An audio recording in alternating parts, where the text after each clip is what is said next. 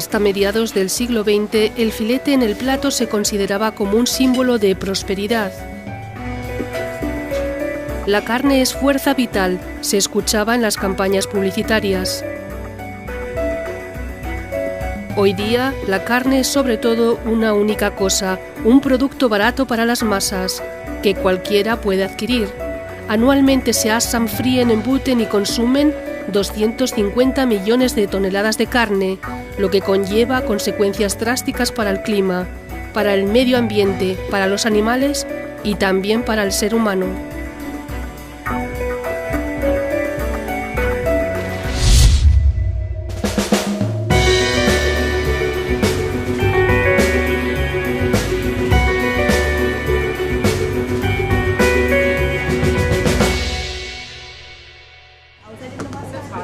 Desde el punto de vista nutritivo, la carne, según de qué clase sea, consta de hasta un 10% de grasa, aproximadamente un 20% de proteínas y un 70% de agua.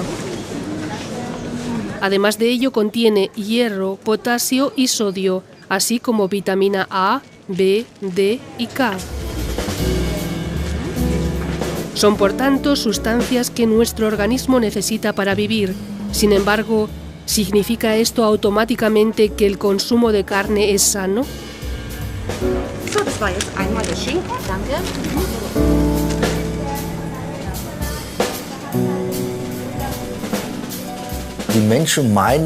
Hay personas que opinan que la carne es un alimento básico. Para comer un trozo de carne, primero hay que matar al animal. Es una profesión. Eso es un mero trabajo y nada más, sin sentimientos. En principio, cuando se consume una cantidad media de carne, incluso aunque la carne sea de alta calidad, siempre se comen sustancias nocivas para la salud.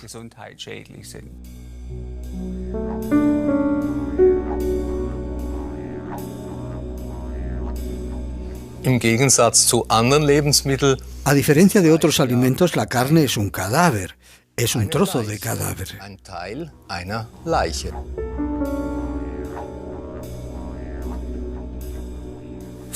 La carne es siempre un producto de criaturas vivas.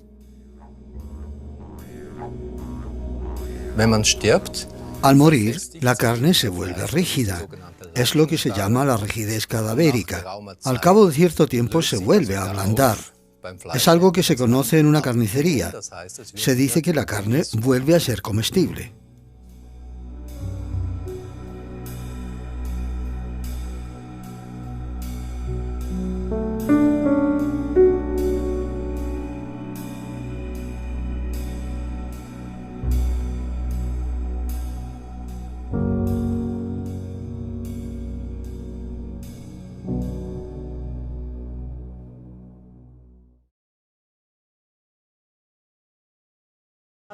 La carne por lo general se considera fresca cuando se vende en los mostradores.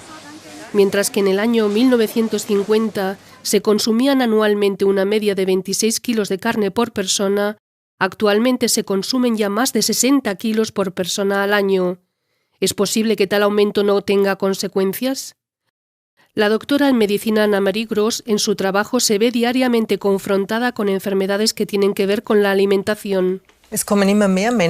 Cada vez acuden más pacientes con enfermedades cardiovasculares, con tensión alta, exceso de peso o diabetes mellitus. Enfermedades de las articulaciones y las enfermedades tumorales también aumentan a pesar de los adelantos de la medicina moderna. Estas enfermedades aumentan a la par que el consumo de carne.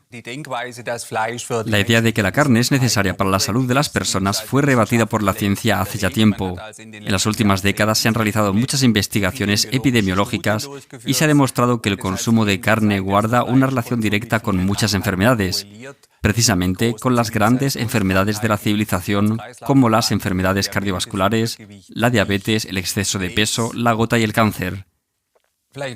Veamos otro ejemplo. En diciembre del año 2010 se publicaron los resultados de una investigación sueca en la que se demostraba que el riesgo de derrame cerebral en las mujeres estaba directamente relacionado con el consumo de carne.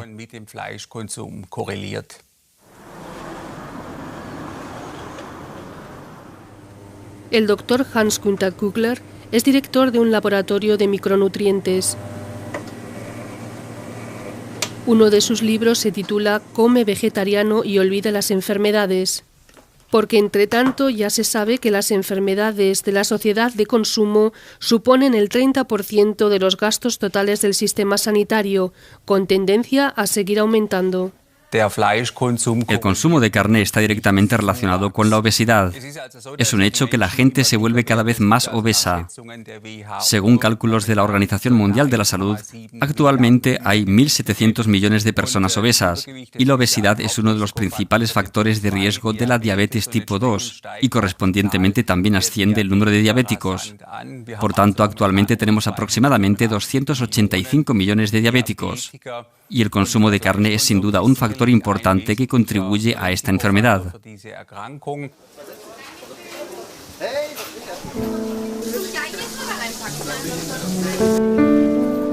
Las consecuencias de nuestra alimentación en la salud y la enfermedad han sido investigadas durante años por el profesor Klaus Leitzmann. El director emérito del Instituto de Ciencias de la Alimentación de la ciudad alemana de Gießen es autor de varios libros de texto, algunos de los cuales son obras fundamentales en materia de alimentación humana. Considerando en conjunto todos los alimentos cárnicos, se puede comprobar que efectivamente en parte constan de sustancias nocivas para nuestro estilo de vida actual, es decir, el colesterol se encuentra solo en los alimentos cárnicos. Las grasas saturadas se encuentran predominantemente en los alimentos de origen animal. También por lo general y de promedio, en los alimentos de origen animal se encuentran más purinas, las que por último a través del metabolismo pueden producir gota. En mi consulta médica observo frecuentemente una relación directa entre las enfermedades de las articulaciones y el consumo elevado de carne.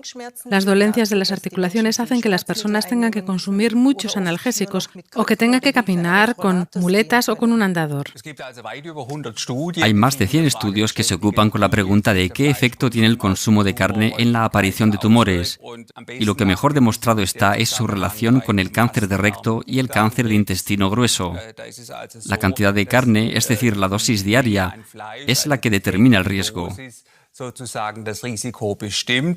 El segundo tipo importante de tumor es el cáncer de estómago, en cuyo caso se ha demostrado que con un consumo de 100 gramos de carne al día puede elevarse en un factor aproximado a 5 el riesgo de contraer cáncer de estómago. Argentina y Uruguay están entre los países de mayor producción y consumo de carne vacuno de la Tierra. Y justamente estos países cuentan también con el mayor índice de cáncer de mama y de intestino. No es una prueba, pero es un indicio. El doctor Hans-Günther Kugler analiza las posibles causas. Hay diferentes sustancias que favorecen el crecimiento de tumores. Por ejemplo, el hierro en la hemoglobina favorece la formación de radicales libres y los radicales libres perjudican al ADN. Luego hay también asociaciones llamadas heterocíclicas, aminos aromáticos, que surgen, por ejemplo, al asar y al freír la carne. Y esas asociaciones conducen luego a mutaciones en la herencia genética, lo que por su parte puede producir cáncer.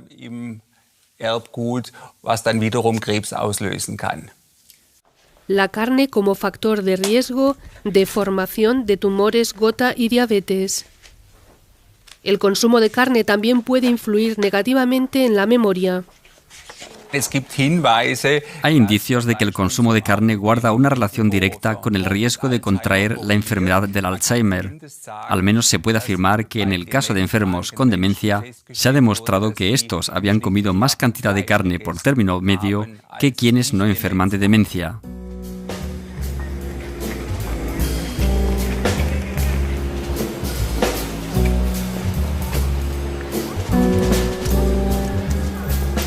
Por tanto, desde un punto de vista médico, se puede decir que la frase «la carne es fuerza vital» es una afirmación imprudente y además absurda.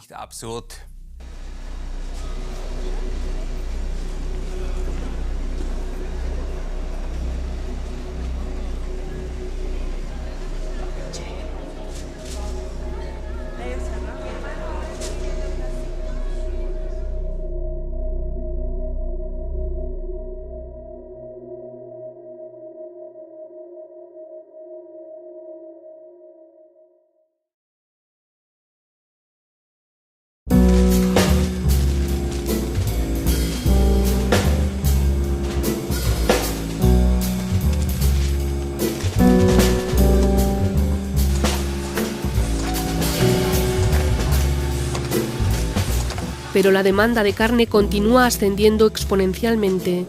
Actualmente se consumen en todo el mundo 250 millones de toneladas al año.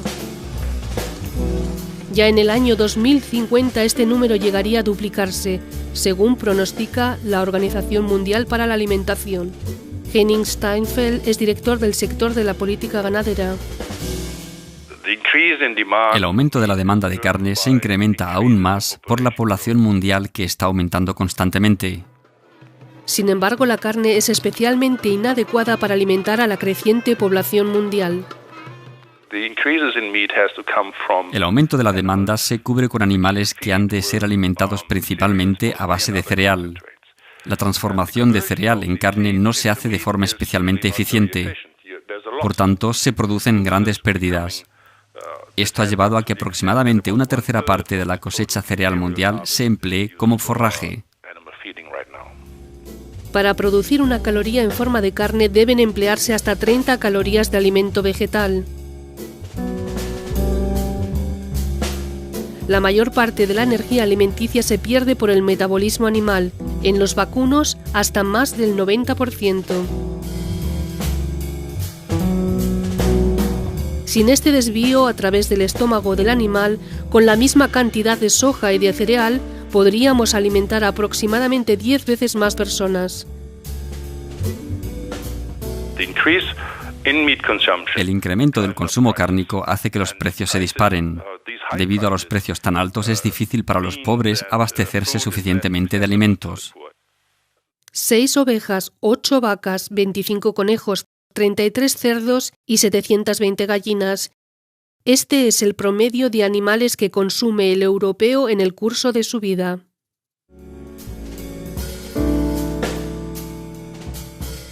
Para alimentar a estos animales se importa cereal y soja de países como Brasil y Argentina, es decir, de países en los que la población lucha contra la pobreza. John Ziegler, exrelator de la ONU para el Derecho de la Alimentación, es miembro del Comité Consultivo del Consejo de Derechos Humanos de las Naciones Unidas. Su opinión tiene peso. La agricultura mundial podría dar de comer sin problemas a 12.000 millones de personas. Un niño que hoy en día muere de hambre, muere asesinado.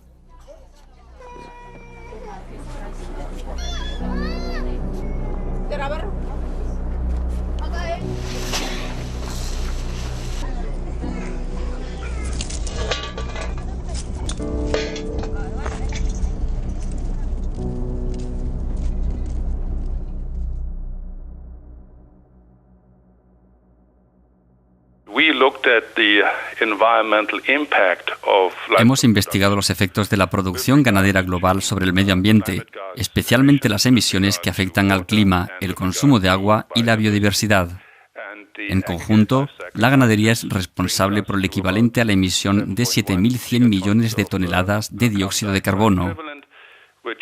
En aquel tiempo correspondía al 18% de las emisiones totales de efecto invernadero causadas por el ser humano.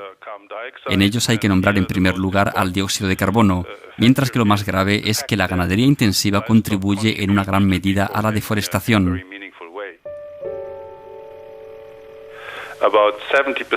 El 70% de las superficies afectadas por la deforestación en América Latina han sido transformadas en pastos.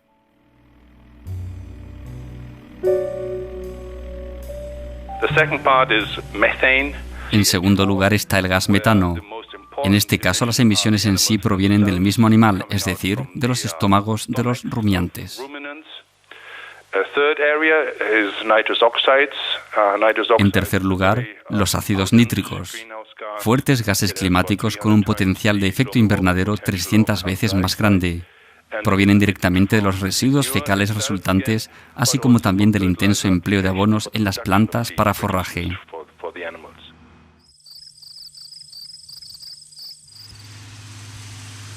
En 2006, Steinfeld publicó el informe de las Naciones Unidas titulado Livestock's Long Shadow, o La larga sombra de la ganadería. De este modo se supo por primera vez a nivel mundial qué parte tenía solo la ganadería en la producción de gases perjudiciales al clima. Las emisiones anuales de gas de una vaca europea son por promedio equivalentes a los de un automóvil de tamaño medio.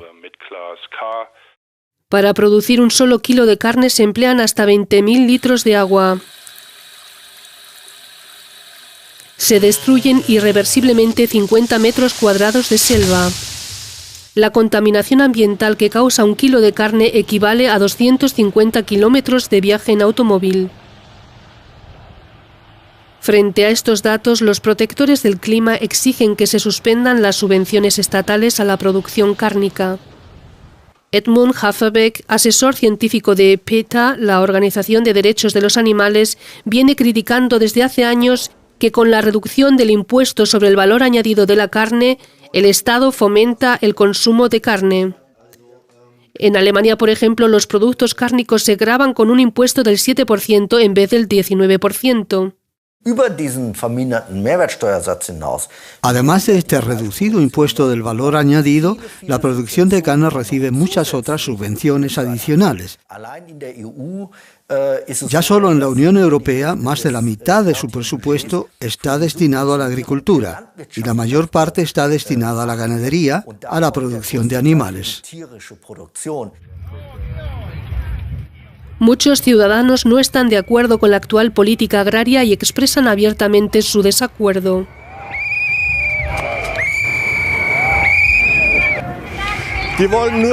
Ellos solo quieren una cosa: dinero, dinero, dinero y más dinero. Las subvenciones deberían recibirlas los que realmente trabajan de forma ecológica y social.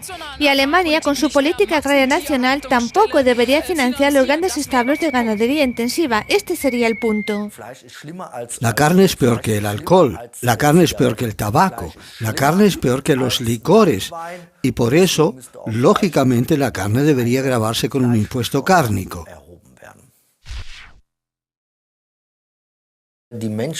La gente opina que la carne es un alimento básico, es decir, que se cuenta como un componente de la dieta humana. Esto es una equivocación y una falsa doctrina.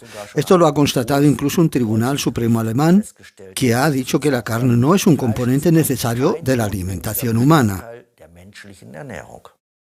Desde luego que la carne no es un alimento en el sentido estricto, porque no es de necesidad vital. Por tanto, se puede asignar a la carne la categoría de agente estimulante como el tabaco o el alcohol. La Organización Mundial para la Alimentación, la FAO, en su informe anual de 2009, exige también la implantación de un impuesto sobre el consumo de carne. Esta es una forma viable para asegurar que los productores cuyas prácticas perjudican el medio ambiente tengan también que responsabilizarse por ello.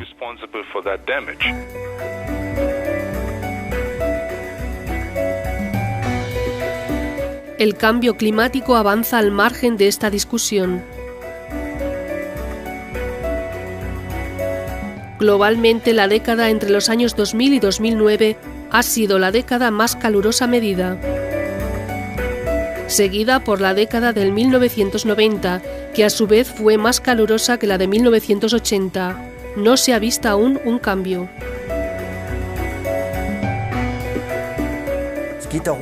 Se trata de que el planeta azul efectivamente está siendo destruido por la producción de carne. Esto es algo que se ha demostrado científicamente y tenemos que salir de esto, porque no podemos continuar así.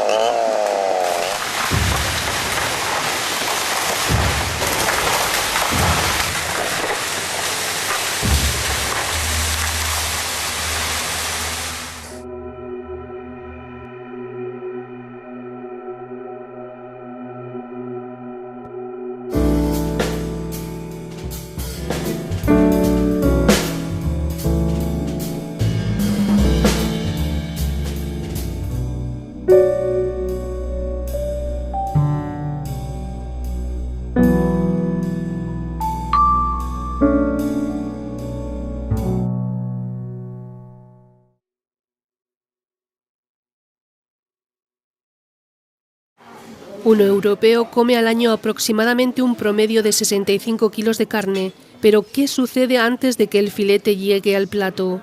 Edmund Haferberg explica lo que tiene lugar en mataderos y empresas de ganadería masiva. Cuando se va a estas instalaciones en las que viven decenas de miles de animales como pavos o gallinas, o en el caso de cerdos, varios miles de ellos, cuando uno visita esta clase de establos, ve y reconoce lo que significa en realidad la ganadería intensiva o la ganadería masiva.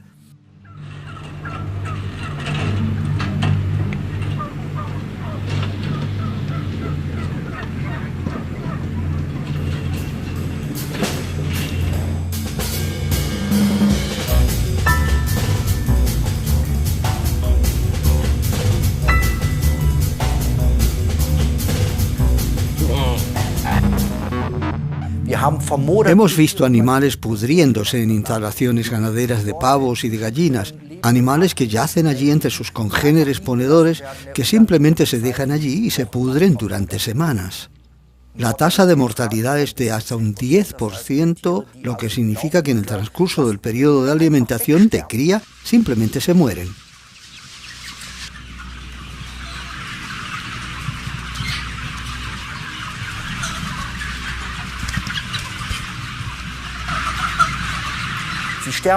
Simplemente se pudren, se quedan tumbados. Hay animales con heridas abiertas, con llagas, por ejemplo en las instalaciones de cría de cerdos, porque lógicamente se hieren en esos suelos enrejados. Luego también existe el canibalismo, porque los animales por aburrimiento constantemente se muerden mutuamente en los rabos, o mejor dicho, en los muñones que les quedan por haber sido los rabos cortados, hasta que surgen heridas que no se cierran. Hemos visto cerdos con los intestinos colgando. A estas empresas no va ningún veterinario y trata a estos animales, porque simplemente económicamente no es rentable.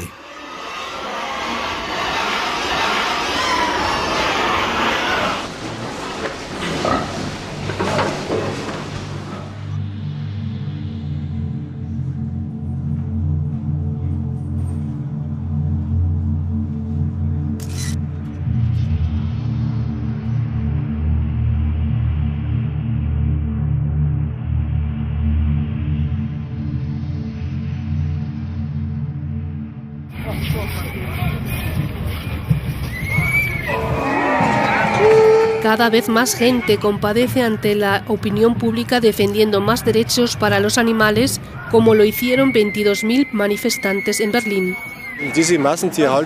La ganadería intensiva es una auténtica tortura de animales, es una porquería. Y que luego se vende esa carne para que la coman los seres humanos, no encuentro palabras para expresar esto.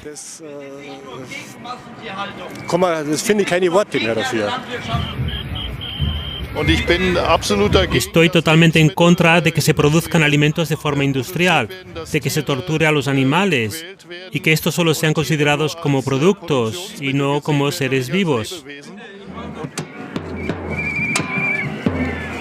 ¿La crianza masiva de animales debería pertenecer pronto al pasado?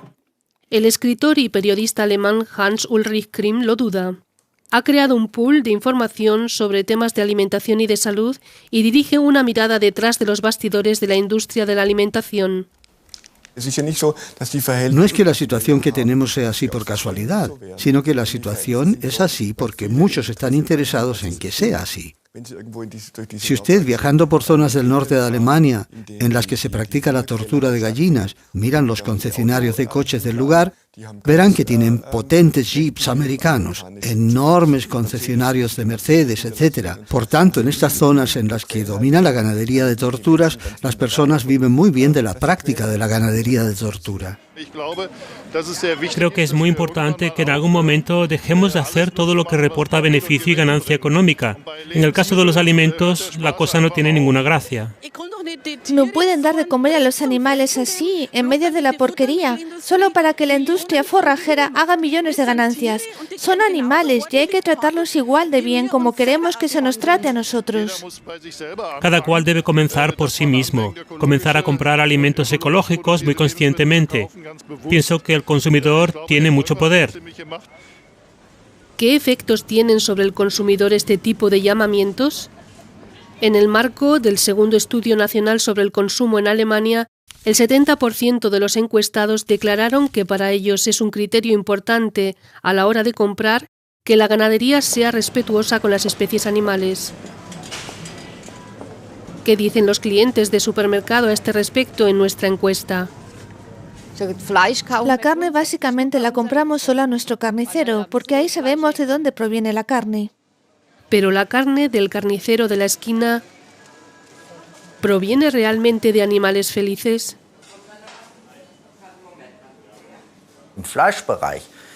En el ámbito de la carne, el 98% de los productos cárnicos ofertados proviene exclusivamente de la ganadería convencional. Solo un 2% proviene de la llamada ganadería biológica, y también la ganadería biológica es ganadería intensiva, solo que algo mejor y con un forraje algo diferente, pero nada más. Y por eso todo el mundo debe comprender que los productos cárnicos normales son productos de ganadería intensiva, masiva. ¿Cambiaría el comportamiento del consumidor si en el envase, en lugar de animales felices, se mostrara la drástica realidad? ¿Qué piensan sobre una propuesta así? Repele, ¿no? Creo que no lo encontraría tan apetitoso. Asqueroso, repugnante. Y en ese caso tampoco lo compraría. En el año 2011, el presidente de la Asociación Federal Alemana para la Protección de la Naturaleza, el catedrático Dr. Hubert Weiger, hizo la propuesta: las condiciones de la explotación de animales deben figurar en las etiquetas de los productos cárnicos. Me parece bien. Deberían ser fotos de los establos de los que vienen. Yo lo encuentro bien, muy bien. La ganadería intensiva no es nada buena, no es sana. Hace enfermar a los animales y creo que también a los consumidores.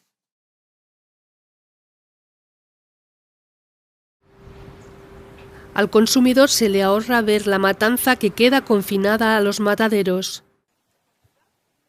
Hubert Liebertz fue matarife y describe gráficamente el proceso de una matanza de cerdos.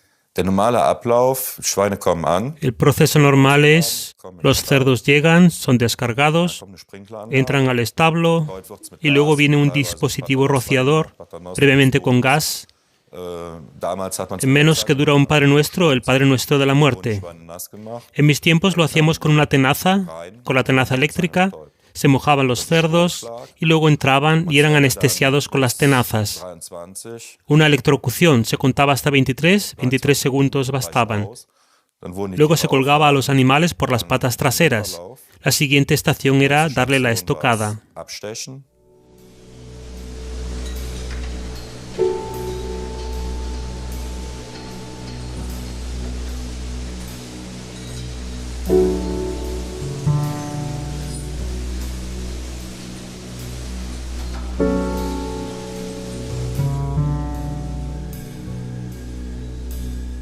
En un matadero alemán medio se despachan 200 cerdos por hora. El proceso de trabajo es racional y totalmente estructurado. El establo, el matadero, los frigoríficos y la planta de aprovechamiento de los intestinos están directamente unidos.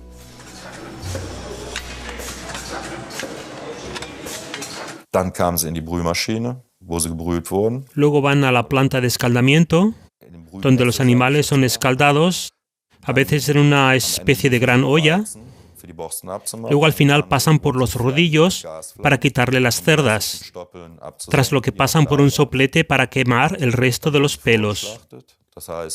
Luego se prematan, es decir, que se cuelgan de modo que quedan prácticamente colgados hacia abajo, también de las patas traseras. Se separan las piernas para despojarles mejor las entrañas. En este proceso también se les corta la lengua, que les queda colgando. Se les sacan los ojos, las orejas y luego se despojan.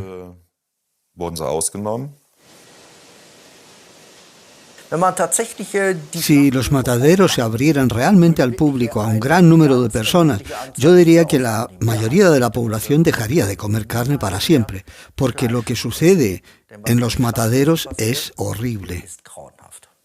día de las puertas abiertas de un matadero. El director gerente de un matadero del sur de Alemania se esfuerza por más transparencia, pero manifiesta su expreso deseo de quedar oculto ante las cámaras. Una vez al año hacemos una fiesta en el matadero, una fiesta familiar formal, para acercar a los familiares de los trabajadores el tema de la carne. Hacemos demostraciones de descuartizamiento de cerdos, de vacunos, para mostrar al consumidor de dónde vienen los filetes. Ahora bien, no tiene ningún sentido mostrar al consumidor el tema de la matanza de un animal. Eso lo consideramos ofensivo para su sensibilidad, causaría rechazo.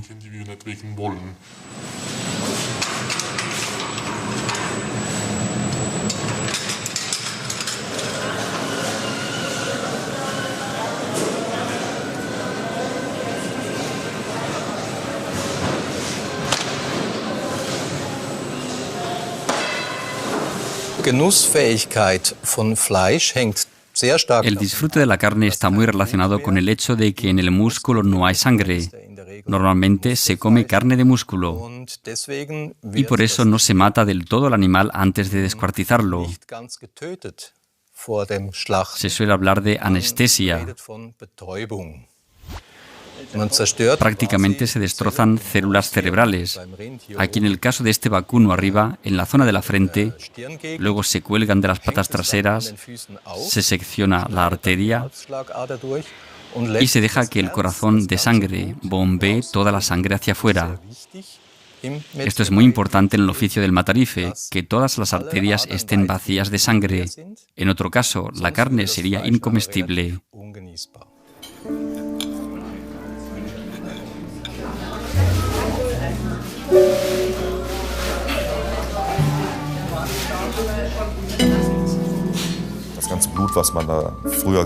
Toda la sangre que se veía antes, cuando se le clavaba un cuchillo a un toro o a una vaca, no se perdía una cantidad como de un vaso de cerveza o de Coca-Cola, sino que eran toneles. Cuando yo aprendí el oficio, matando tan solo 2 vacas, vadeábamos en sangre hasta los tobillos. Digamos que la muerte previa a la producción de alimentos, a fin de cuentas, forma parte de la vida. Aquí no hacemos nada que no sea ético, nada inmoral. Nosotros producimos alimentos de alta calidad para el consumidor. Alimentos seguros, sanos, y en este sentido el tema de derramar sangre forma parte del proceso.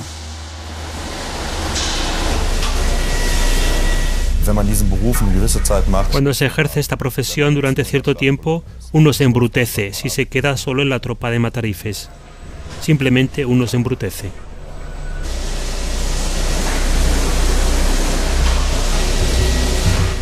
El proceso de la matanza. ¿Cómo matar de forma óptima? Esta es la realidad del día a día para cada operario de la cadena de matanza.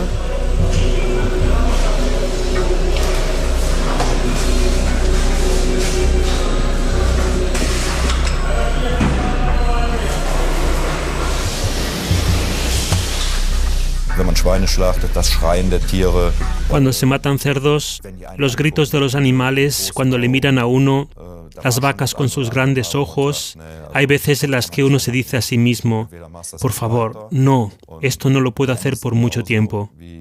Entonces, o bien sigues haciéndolo y acabas como la mayoría, o lo dejas. Y bueno, uno ya ve que no era poco dinero el que cobraba, pero hay que compensarlo de algún modo. Antes recuerdo que muchísimos tenían problemas con el alcohol.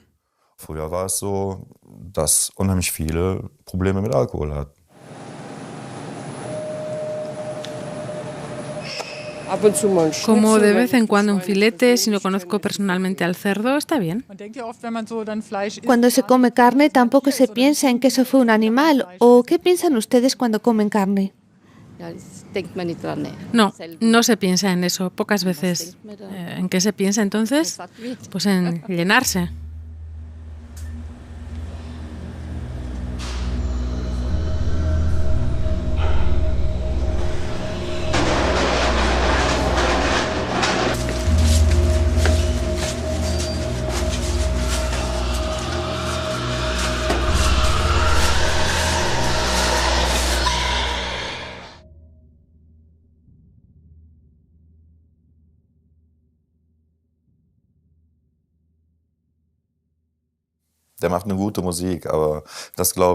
Él hace buena música, pero lo que dice no creo que sea suficiente, porque el ser humano tiende a reprimir cosas. Eso se ve a veces en la tele, y entonces la gente debería decirse, Dios mío, si es una pura tortura. ¿Y qué sucede?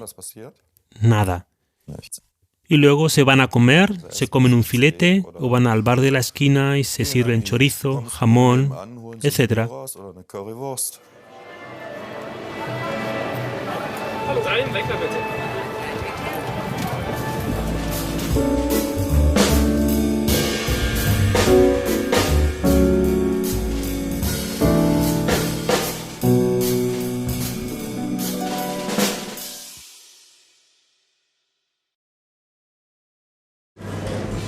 ¿La carne ecológica es la solución? Al fin y al cabo, el etiquetaje de ecológico promete mejores condiciones de manutención y mejor forraje para el animal. Además, menos toxinas en el producto final. Especialmente después de los escándalos de la dioxina y de los antibióticos, asciende la demanda. ¿Son buenas razones para tranquilizarse la conciencia? Dennoch ist Biofleisch. A pesar de ello, la carne ecológica es carne. La carne es siempre un producto obtenido de criaturas vivas que naturalmente han sido matadas para la obtención de esta carne, también en el caso de la ganadería ecológica.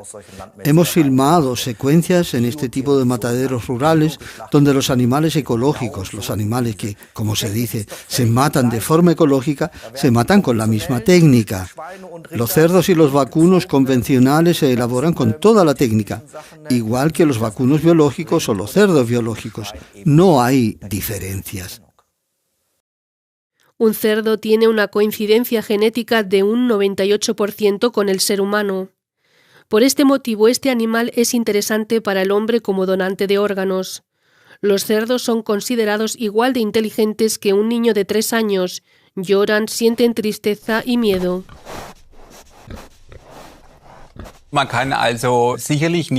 De ningún modo se puede torturar a animales y luego creer que la carne obtenida de ello es sana. Existe un principio muy sencillo, una ley natural muy sencilla que conocemos de las ciencias y que dice acción es igual a reacción. Es la ley de causa y efecto.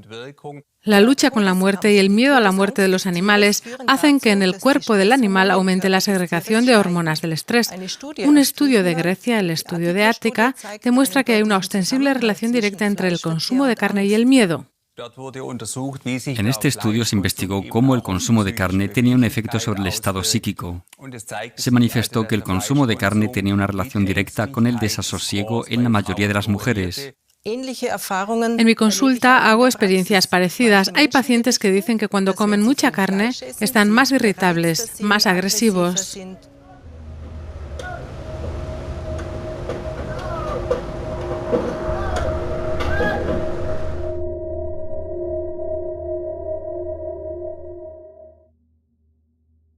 Dolor, felicidad y tristeza. Hubert Liebers ha llegado a conocer los sentimientos de los animales. También matábamos terneras. Siempre era lo último que se hacía. Entonces vi una lágrima en un ternero y ya no pude más. Al salir le entregué a mi jefe las herramientas y le pedí que me hiciese la cuenta, los papeles. No pude seguir haciéndolo.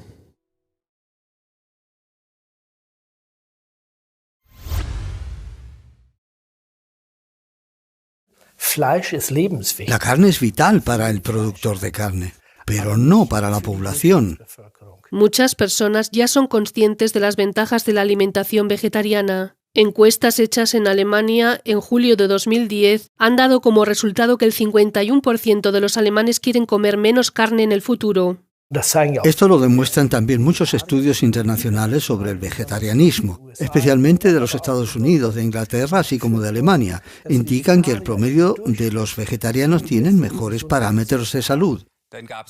En Alemania se hizo también el famoso estudio del Centro de Investigación contra el Cáncer sobre el vegetarianismo. En este estudio se investigó durante 21 años cuáles son los efectos del consumo de carne. Resultó que con el aumento del consumo de carne también se incrementaba la tasa de mortalidad. En pocos casos tienen exceso de peso, raramente tienen un nivel elevado de colesterol. La tensión sanguínea está en ámbitos normales, los valores del hígado son mejores. En un promedio todo es mejor. Quien quiere hacerse vegetariano ya no es marginado. Ahora para empanarlo lo hacemos como siempre. Claro está, la pregunta es si se puede rebozar sin huevo. Yo espero que aquí me resulte bien, porque funciona. Lo que necesitamos para esto... Los cursos de cocina vegetariana se están haciendo muy populares y aún así a muchos les cuesta echar por la borda costumbres alimenticias adquiridas durante muchos años. Christoph Michels anima a los participantes de su curso.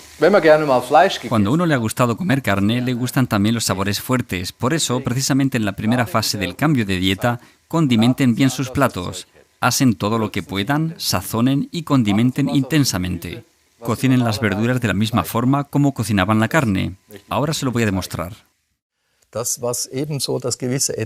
Lo que tiene su encanto, lo rico, también en las salchichas y la carne a la plancha, es lo quemado, la costra. De ahí viene el aroma. Ahora tenemos la posibilidad de asar las verduras del mismo modo. Podemos freír, podemos rebozar. Tenemos abiertas todas las posibilidades de generar esos factores de sabor, que no son idénticos, está claro, pero son tan parecidos que me digo, esto es un buen plato, con buen sabor, muy intenso. Sin embargo, ¿el ser humano como antiguo cazador y recolector no ha comido carne desde siempre? Aquí hay que comprobar que en este tiempo pasado, en los últimos 50 millones de años, al menos durante 45 millones de años fuimos herbívoros, comiendo frutas, hojas, cortezas, raíces, flores, nueces, frutos secos. Los científicos están bastante de acuerdo en ello. Todo este tiempo de desarrollo tan largo, naturalmente ha marcado nuestra anatomía, el cuerpo, así como nuestra fisiología, el metabolismo. Si comparamos los típicos animales carnívoros y los típicos animales herbívoros, comparados con los datos fisiológicos y anatómicos, preguntándonos luego ¿en qué grupo se incluye mejor al ser humano? La respuesta es clara: corresponde mejor al grupo de los herbívoros. A mí siempre me ha gustado comer bien. Antes comía carne, hoy soy vegetariano. El placer de comer no se queda corto de ninguna manera. Se disfruta maravillosamente. Lexi.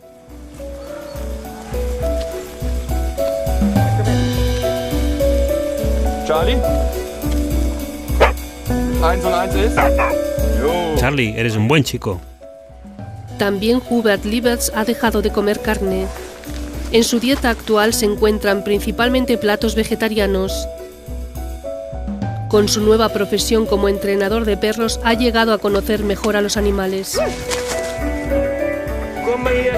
Ven aquí, cariño.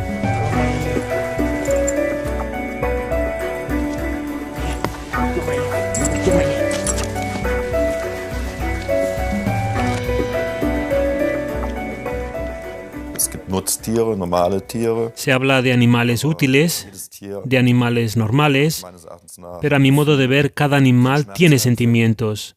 Puede percibir dolor, solo que un animal no lo puede expresar igual que un ser humano. Y entonces no importa si se trata de un gato o de un ratón o de lo que sea. Ahí no hago diferencias. Tampoco con los llamados animales útiles, como las vacas, un toro o un cerdo, lo que ustedes quieran. Queda claro que no le agrada recordar su antigua profesión. Estoy muy contento de no ser ya matarife. Soy feliz con lo que hago, con mi trabajo. Estoy contento y me va bien. ¿Pero qué le pasa al perro, que no tiene patas? Pero muy pequeñas. Y por la noche duermo con buena conciencia.